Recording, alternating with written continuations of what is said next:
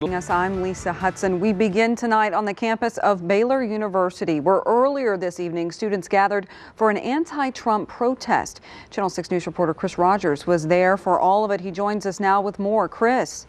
Lisa, what started as a few Baylor students demonstrating the political culture brought about by Donald Trump's victory quickly became more after Trump supporters arrived in numbers to stick up for the new president-elect. Tensions were high on the Baylor University campus this afternoon as anti-Trump protests were met with a counter-demonstration from Trump supporters.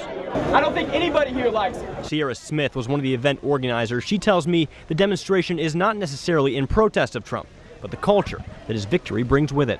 I think people are afraid of what's going to happen because of the election. I think that supporters of Donald Trump have shown some negative actions or emotions towards specific students. At one point, it looked as if the face-off would escalate, but after calls for an open dialogue, representatives from both groups would meet in the middle for a public discussion. And you're still okay with it? For Trump supporters, the protests only serve to further divide a nation that is already at odds. My issue is that the election's over. I think it's unfortunate that their candidate didn't win. I think that it's time that we need to stop protesting and unite together. But protesters on the other side of the line say the demonstration was simply a way to express their frustrations. They either feel scared or isolated, and we want to make sure that they know that they have a community and they have a voice and that their feelings are valid. It was a situation that Trump proponents were worried could escalate into something more serious. And thank God we live in a country where they can do that